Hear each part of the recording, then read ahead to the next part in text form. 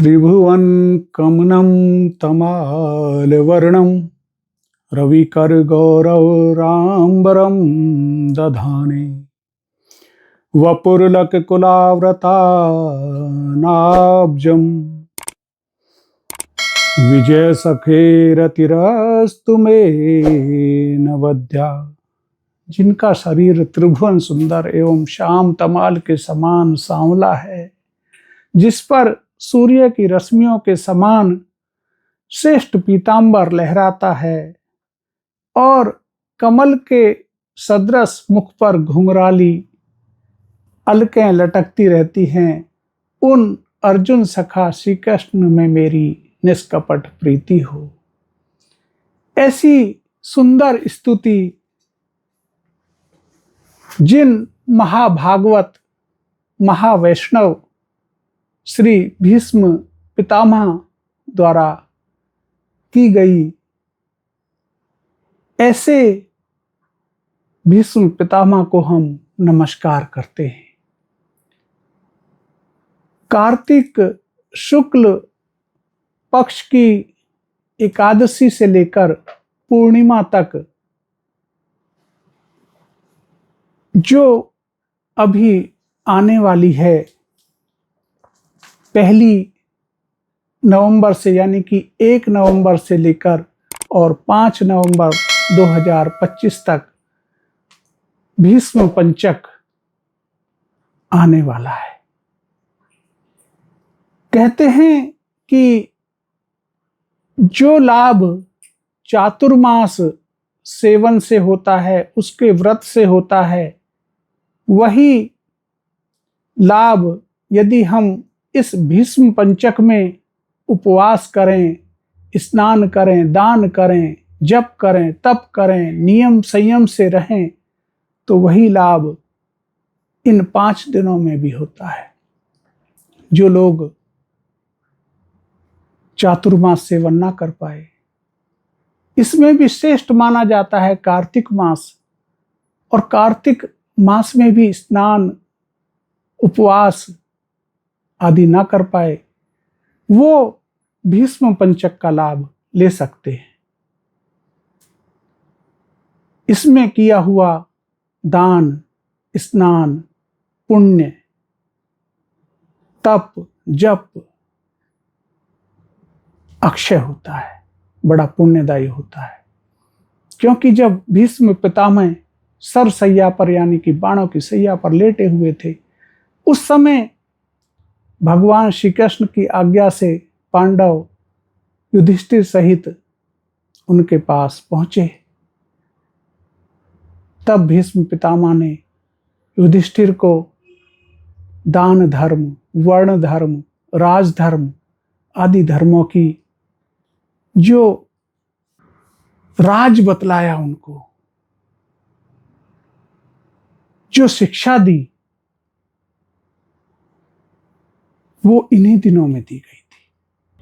तब भगवान श्री कृष्ण ने भीष्म पितामह से कहा कि पितामह आप कुछ मांगिए, मैं आप पर अति प्रसन्न हूं। तब भीष्म पितामह ने कहा कि यदि आप मुझ पर प्रसन्न हैं तो मुझे और कुछ नहीं चाहिए, बस ये दीजिए कि जो भीष्म पंचक में आपका स्मरण करे, आपको याद करे, आपके नामों का जप करे,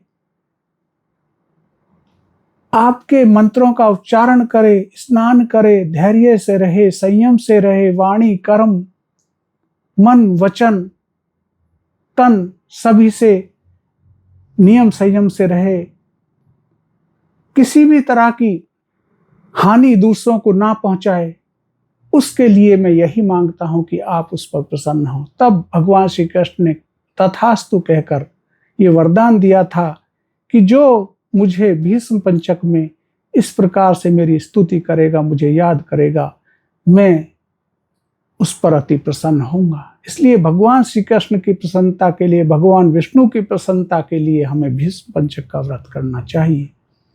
क्योंकि हम यहाँ की तैयारी तो बहुत करते हैं कि यहाँ हमें ये करना है कि ये नहीं करना है, लेकिन आगे के लिए हमारी तैयारी कुछ नहीं होती है। आगे की तैयारी कौन सी?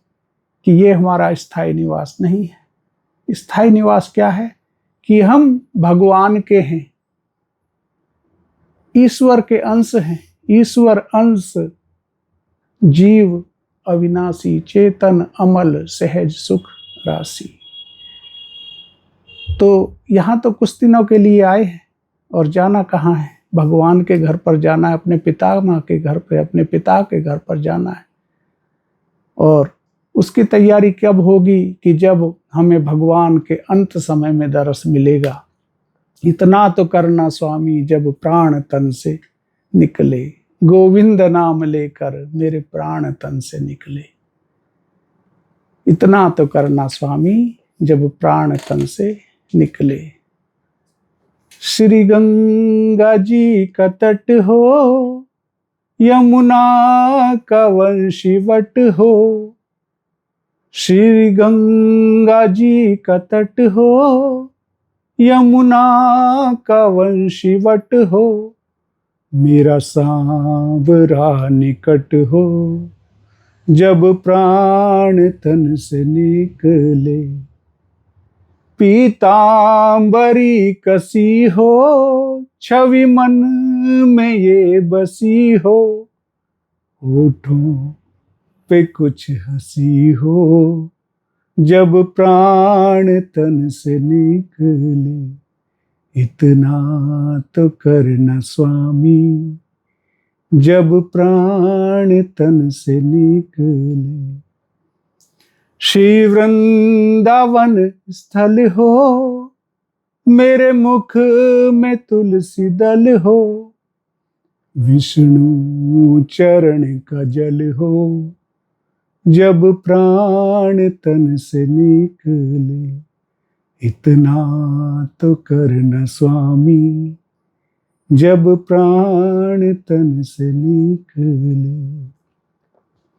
जब कंठ प्राण आवे, कोई रोग ना सतावे। यम दर्श ना दिखावे, जब प्राण तन से निकले। उस वक्त जल्दी आना, नहीं श्याम भूल जाना। श्री राधे को साथ लाना, जब प्राण तन से निकले। इतना तो करना स्वामी जब प्राण तन से निकले।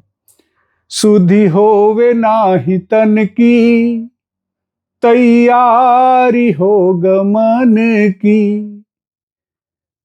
सुधि होवे नाही तन की, तैयारी हो गमन की।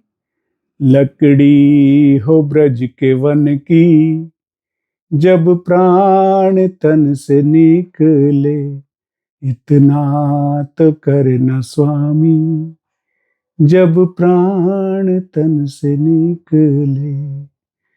जब प्राण तन से निकले, जब प्राण तन से निकले।